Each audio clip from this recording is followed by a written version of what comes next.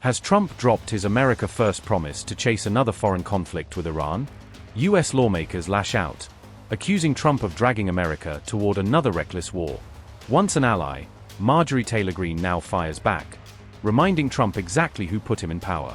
Congress signals no more blank checks, not for Trump, and not for another endless war. From Capitol Hill to the streets, Americans say no to being dragged into another Iran conflict. Even abroad, global allies step back, leaving Trump increasingly isolated in his Iran war stance. Donald Trump's renewed push for a tough stance on Iran has set off alarm bells in Washington, drawing sharp backlash from both lawmakers and foreign policy strategists, who warn that his rhetoric could destabilize the entire region. Recent nationwide polls suggest that the American public remains firmly against any military action on Iran, with citizens voicing concerns that another conflict would drain resources and repeat the mistakes of past wars. As domestic opposition to Trump's Iran policy intensified, even some of Washington's closest Arab and European allies began distancing themselves, signaling a lack of support for what many see as a risky and unnecessary military escalation. In a rare show of bipartisan unity, lawmakers from both the Republican and Democratic parties criticized Trump's push toward conflict with Iran, cautioning that such a move could trigger widespread instability and long-lasting global consequences.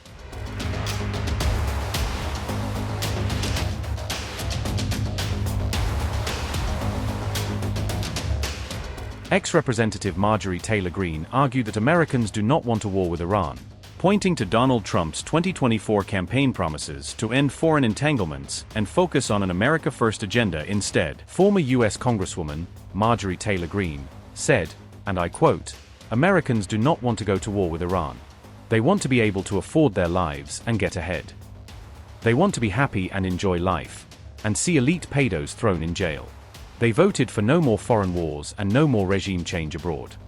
Democratic Senator Ed Markey stressed that voters are demanding focus on healthcare, jobs, and the economy at home, not another open-ended military conflict in endless war with Middle East that drains resources and lives. Representative Pramila Jayapal cautioned that any fresh act of aggression against Iran by Trump will be unacceptable without prior consultation and authorization from Congress, underscoring the need to respect constitutional checks on war powers.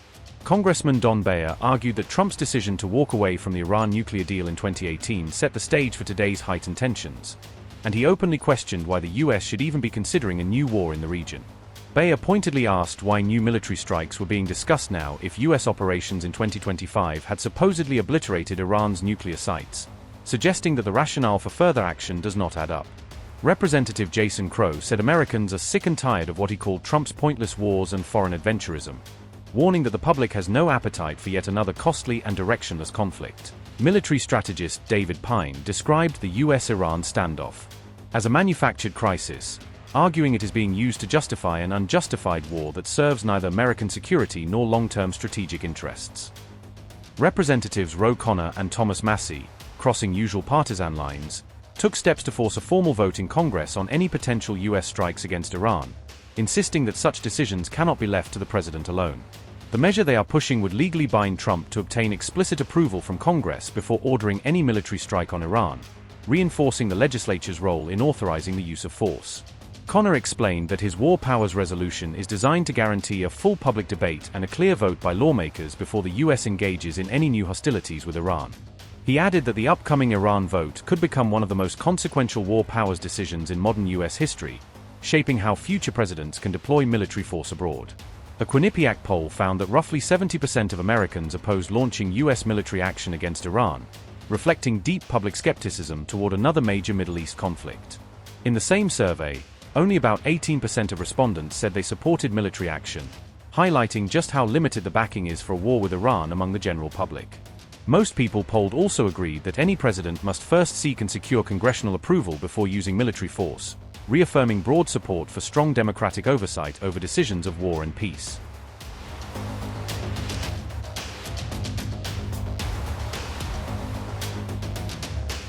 Despite rising resistance at home and abroad, Trump pressed ahead and ordered even more U.S. forces, including an additional aircraft carrier group, to move into waters close to Iran as a show of strength and intent.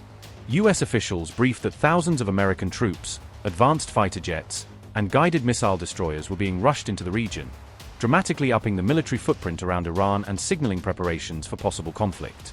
All of this has unfolded even as key American allies across the world have pushed back against Trump's Iran war plans, making clear they do not want to be dragged into another destabilizing Middle East conflict. After Arab partners pulled away, a major Western ally also began to publicly distance itself from Washington, signaling discomfort with being associated with any potential US-led war against Iran. The United Kingdom refused to allow the US to launch strikes on Iran from either Diego Garcia or RAF Fairford, shutting the door on two critical launch pads that American planners had long counted on. Much of the US military's planning for possible strikes on Iran had quietly centered on access to these bases, so London's refusal forced a serious rethink of routes, timing, and overall war strategy. London's decision was reportedly driven by legal concerns, with British officials worried that allowing their territory to be used for an Iran attack might breach international law and expose the UK to serious legal and political fallout. Stealth B-2 bombers had previously been deployed to Diego Garcia during the June 2025 Iran strikes, underscoring how central the base has been to US long-range operations in the Gulf region. However, when the US launched attacks on Iran's nuclear sites on June 22, the base ultimately was not used, hinting at already growing sensitivities and constraints around using foreign territory for offensive operations. The UK's rejection came on the heels of US Arab allies refusing to join or facilitate the American campaign, creating a widening ring of reluctance around Trump's plans for escalation with Iran. London publicly emphasized that it supports de-escalation and diplomacy on the Iran nuclear issue, stressing that renewed negotiations, not fresh military strikes, are the path it wants to see pursued. A phone call between Trump and UK Prime Minister Keir Starmer reportedly focused heavily on the Iran standoff, but even after the conversation, Britain still withheld approval for US use of its bases. Following the UK's refusal, reports suggested that Trump retaliated by pulling back American support for a deal to transfer control of the Chagos Islands, injecting fresh tension into an already sensitive diplomatic issue. Trump then reversed his earlier praise for Starmer's Chagos agreement, publicly branding it reckless and claiming the move could undermine Western security in the Indian Ocean. Arab governments have also refused to allow US bases on their soil to be used as launchpads for strikes on Iran, wary of inviting retaliation and unrest within their own borders. Leaders in Arab capitals warned that a war with Iran could set the entire region ablaze, threatening their cities, energy infrastructure, and already fragile security balances. With allies backing away and members of Congress openly rebelling, Trump's push for a broader confrontation with Iran now faces major political and strategic headwinds that could stall or even derail his war plans. Bad things will happen if Yeah, Iran doesn't make really bad things. What will that? I'm not going to talk to you about that. Can you explain though? What is the goal if there is a U.S. military Well, we're strike? going to make a deal, or we're going to get a deal one way or the other. But with a military strike, is it to wipe out their nuclear I'm program? not going to talk to you about that. But we're either going to get a deal, or it's going to be unfortunate for them. And since they 10 days, have you given them a deadline firm to make a deal? I would think that would be enough time, 10, 15 days.